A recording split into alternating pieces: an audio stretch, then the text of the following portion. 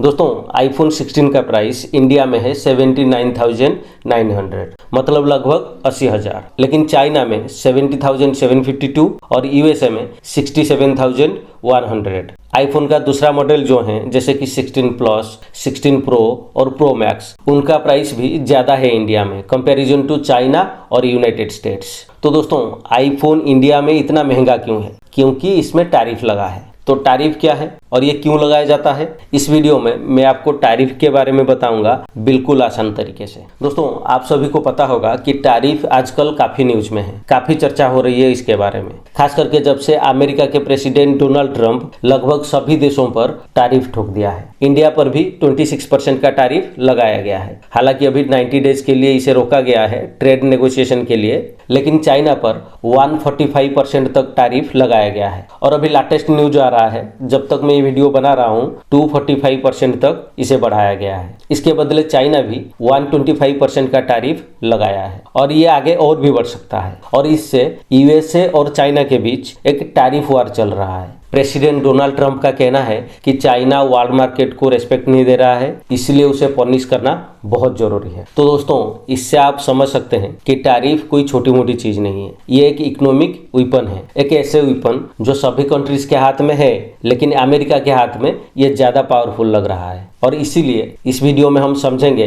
कि टैरिफ क्या होता है, कैसे लगता है और क्यों लगाया जाता है, बिल्कुल आसान भाषा में। और वीडियो के एंड तक आप समझ जाओगे कि टैरिफ को इकोनॉमिक वेपन की तरह क्यों यूज किया जाता है। तो टैरिफ क्या है? टैरिफ एक टैक्स है। जैसे जीएसटी एक टैक्स है, वैसे ही टैरिफ भी एक टैक्स है। जीएसटी में क्या होता है कि जब देश के अंदर कुछ खरीदारी किया जाता है तो जीएसटी दिया जाता है, लेकिन टैरिफ तब दिया जाता है जब कोई प्रोडक्ट बाहर किसी कंट्री से इंपोर्ट किया जाता है। इसको आप इंपोर्ट ड्यूटी या कस्टम्स ड्यूटी भी कह सकते हैं। टैरिफ जनरली प्रोडक्ट के वैल्यू का एक सर्टेन परसेंटेज होता है। जैसे अगर कोई सामान 1000 रुपीज का है तो उस पर 20% टैरिफ लगेगा, यानी 200 रुपीज टैरिफ लगेगा। इससे एक एग्जाम्पल से समझ लेते हैं। मान लीजिए चाइना से एक स्मार्ट वॉच इंपोर्ट हो रही है जिसका असली प्राइस है 2000 रुपीज।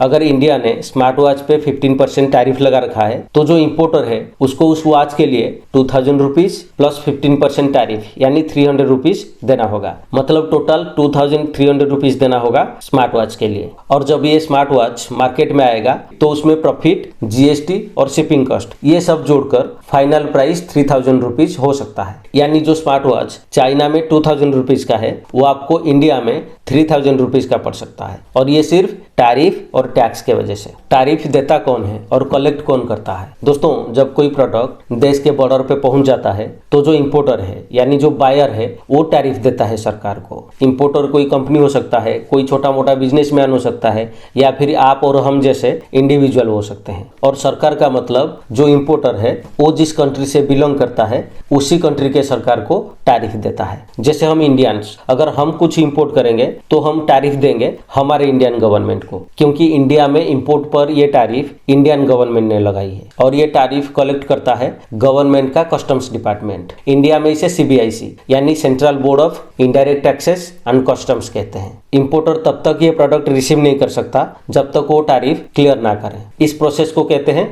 Customs clearance. दोस्तों टैरिफ लगाने और कलेक्ट करने का ये पूरा प्रोसेस को स्टेप बाय स्टेप समझ लेते हैं एग्जांपल के साथ। इससे आपको टैरिफ का पूरा प्रोसेस क्लियरली समझ में आ जाएगा। मान लीजिए एक कंपनी चाइना में स्मार्ट वॉच बनाती है, इंडिया में एक बायर है, वो एक कंपनी या बिजनेसमैन हो सकता है जो स्मार्ट वॉच को चाइना से इंपोर्ट करके यहाँ बेचना चाहती है। वो स्मार्ट वॉच चाइना से किसी जहाज या फ्लाइट के जरिए इंडिया के पोर्ट पर पहुंच जाती है, जैसे कि मुंबई पोर्ट या दिल्ली एयरपोर्ट कार्गो टर्मिनल पे। वहां पे कस्टम्स ऑफिसर होते हैं, वो प्रोडक्ट की डिटेल्स चेक करते हैं कि वो प्रोडक्ट क्या है, उसकी वैल्यू क्या है और एचएस कोड क्या है। दोस्तों एचएस कोड का मतलब है हार्मोनाइज्ड सिस्टम कोड। ये एक इंटरनेशनल कोडिंग सिस्टम है जिसमें हर प्रोडक्ट का एक यूनिक नंबर होता है जिसके बेसिस पे सही टैरिफ रेट डिसाइड किया जाता है। उसके बाद कस्टम्स ऑफिसर एचएस कोड के अकॉर्डिंग टैरिफ रेट चेक करते हैं। जैसे अगर 15% टैरिफ रेट है तो 2000 पे 300 रुपीज टैरिफ देना होगा। उसके बाद इंपोर्टर को टैरिफ पे करना पड़ता है, तब जाके प्रोडक्ट कस्टम से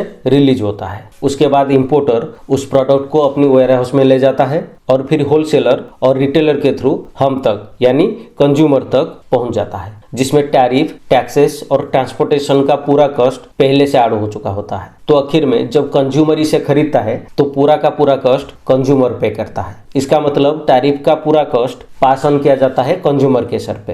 दोस्तों, टैरिफ दो टाइप की होती है, स्पेसिफिक टैरिफ और ad valorem tariff. Specific tariff क्या है? ये एक फिक्स्ड अमाउंट है, पर यूनिट के हिसाब से लगाया जाता है या फिर सर्टन क्वांटिटी पर लगाया जाता है। फॉर एग्जाम्पल, अगर आप एक स्मार्ट वॉच खरीदते हो तो आप 500 रुपया टैरिफ दोगे, चाहे उसकी प्राइस 2000 हो या 5000। दूसरा है ad valorem tariff. Ad valorem tariff क्या है? ये टैरिफ प्रोडक्ट का जो वैल्यू है उसका एक परसेंटेज होता है। जैसे अगर प्रोडक्ट का वैल्यू है 2000 रुपीज तो टैरिफ लगेगा उसका 15% यानी 300 रुपीज। इंडिया में ज्यादातर एड वैलोरम टैरिफ लगता है, लेकिन कुछ प्रोडक्ट्स ऐसे हैं जैसे कि सिगारेट्स, उस पर स्पेसिफिक टैरिफ लगता है। यहाँ स्क्रीन पे आप देख सकते हैं स्पेसिफिक टैरिफ का रेट स्ट्रक्चर। और इंडिया में 4 तरह की एड वैलोरम टैरिफ रेट है, 5%, 15%, 25% और 35%। टैरिफ क्यों लगाया जाता है? टैरिफ लगाने के पीछे का कारण क्या है? दोस्तों, टैरिफ लगाने का मतलब ये नहीं है कि सिर्फ टैक्स लेना। ये एक इकोनॉमिक टूल है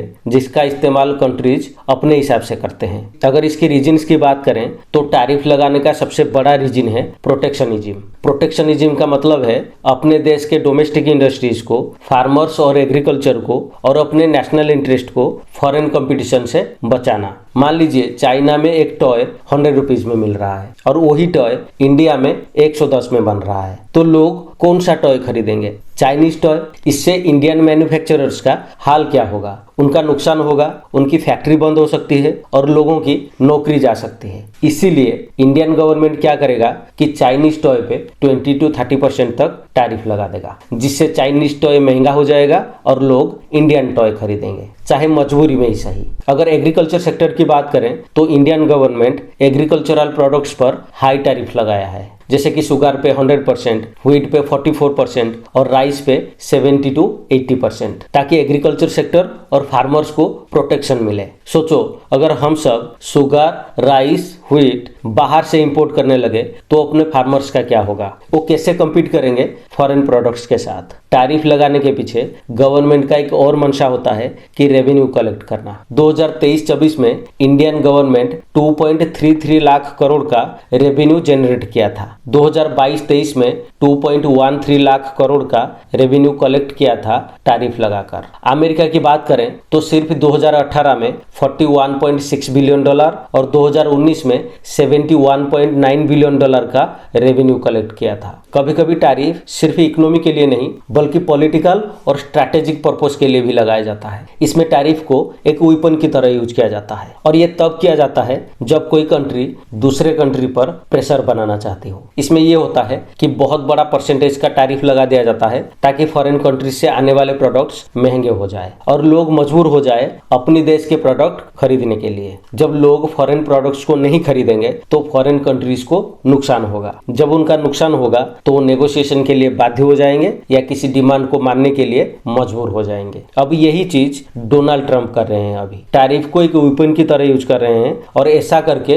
वो कंट्रीज पर प्रेशर बनाना चाहते हैं। जो देश प्रेशर में आ जाते हैं वो नेगोशिएशन के लिए एग्री हो जाते हैं और जो एग्री नहीं होते, अमेरिका के सामने झुकना नहीं चाहते, वो टैरिफ लगाते हैं रिटेलिएशन में, यानी टैरिफ के बदले टैरिफ। इसको टीट फॉर टैट टैरिफ कहते हैं और ये भी एक रीजन है टैरिफ लगाने का। जैसे अभी चाइना लगा रहा है रिटेलिएशन टैरिफ यूएसए के ऊपर। पहले यूएसए ने चाइना पर 34% का टैरिफ लगाया, फिर 104% का, उसके बाद 145% और अभी लेटेस्ट 245% का। जवाब में चाइना ने भी 84% और उसके बाद 125% का टैरिफ लगाया है अमेरिकन गुड्स पर। ऐसे ही जब दोनों देश एक दूसरे पर टैरिफ लगाते हैं तो उसे कहा जाएगा टैरिफ वार। और अभी चाइना और यूएसए के बीच यही टैरिफ वार चल रहा है। चाइना अमेरिका को कह रहा है कि टैरिफ को पूरी तरह हटा दो तब जाके हम हटाएंगे। अगर दोनों कंट्रीज डिसाइड करते हैं कि टैरिफ को पूरी तरह हटा दिया जाए तो उसे कहा जाएगा फ्री ट्रेड। तो फ्री ट्रेड क्या है? फ्री ट्रेड का मतलब है कि बिना किसी टैरिफ या रेस्ट्रिक्शन के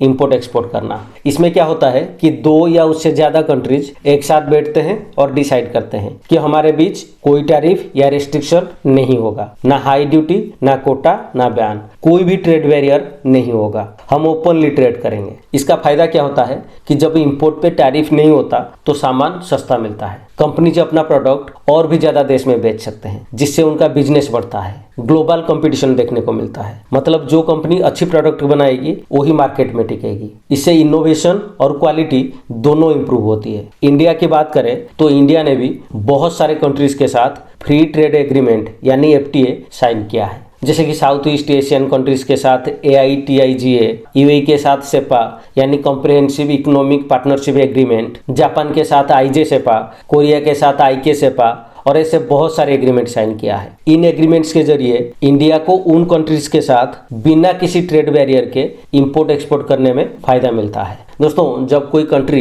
टैरिफ लगाता है तो सामने वाला कंट्री चुपचाप तो बैठेगा नहीं, वो कुछ ना कुछ तो करेगा। तो कंट्रीज क्या करते हैं, उनका रिएक्शन क्या होता है जब उन पर टैरिफ लगता है? दोस्तों, सबसे कॉमन रिएक्शन होता है रिटेलिएशन यानी बदले में टैरिफ लगाना, जैसे चाइना ने किया। USA ने टैरिफ को 145% तक बढ़ाया, बदले में चाइना ने भी 125% ठोक दिया अमेरिकन गुड्स पर। लेकिन दोस्तों, रिटेलिएशन करना सबकी बस की बात नहीं है, ये एक टैरिफ वार है। रिटेलिएशन करने के लिए कंट्रीज का इकोनॉमिक स्ट्रेंथ होना बहुत जरूरी है। अभी चाइना आर्थिक रूप से बहुत स्ट्रांग है, वो दुनिया का मैन्युफैक्चरिंग हब कहलाता है, इसीलिए वो रिटेलिएट करने का स्ट्रेंथ रखता है। लेकिन बाकी सभी देश जो अभी डेवलपिंग स्टेज में है, उनके लिए रिटेलिएशन करना बहुत मुश्किल होगा। इसीलिए वो क्या करेंगे, नेगोशिएशन करेंगे, बैठ के बात करेंगे। जैसे अभी इंडिया अभी डेवलप हो रहा है, वो रिटेलिएशन टैरिफ लगा के अमेरिका के साथ झगड़ा मोड़ नहीं ले सकता और लेना भी नहीं चाहता। इससे इंडिया को बहुत नुकसान होगा।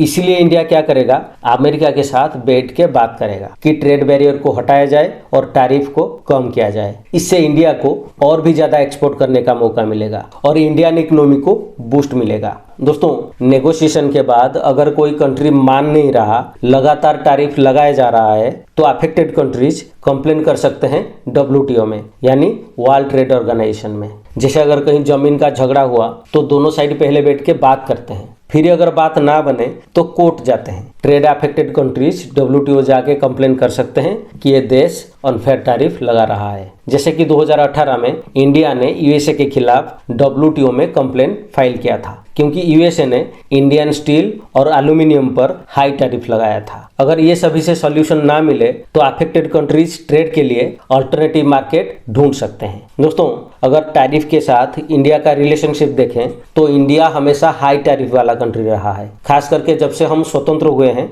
तब से। अगर आप देखोगे तो 1990 तक इंडिया का एवरेज टैरिफ रेट था 72%। इसके पीछे वही सेम रीजन था कि गवर्नमेंट डोमेस्टिक इंडस्ट्रीज को फॉरेन कंपटीशन से बचाना चाहती थी। एक प्रोडक्ट ऐसे भी था जिस पर 150% का टैरिफ लगाया गया था, लेकिन इसका नुकसान भी इंडिया को उठाना पड़ा। और नुकसान ये हुआ कि फॉरेन कंपटीशन से दूर रहने की वजह से डोमेस्टिक इंडस्ट्रीज मॉडर्नाइज नहीं हो पाई और हम ग्लोबल मार्केट से पिछड़ गए। 1991 में नरसिम्हा राव जी के लीडरशिप में मनमोहन सिंह जी इकोनॉमिक लिबरलाइजेशन लाते हैं और इंपोर्ट टैरिफ्स को ग्रेजुअली कम कर देते हैं। और इसका फायदा ये होता है कि फॉरेन गुड्स और टेक्नोलॉजी इंडिया आता है और डोमेस्टिक इंडस्ट्रीज कंपटीशन सीखता है। कंज्यूमर को वेराइटी के साथ बेटर प्राइस का ऑप्शन भी मिलता है। इंडिया का एक्सपोर्ट्स भी बढ़ने लगता है। आज भी कुछ सेक्टर्स में हाई टैरिफ्स लगाए जाते हैं, जैसे कि एग्रीकल्चर सेक्टर, लेकिन इसे स्ट्रैटेजिक और सेंसिटिव माना जाता है, जो इंडिया के लिए बहुत जरूरी है। अगर ओवरऑल टैरिफ रेट देखें तो इंडिया का एवरेज टैरिफ रेट है 12% के आसपास।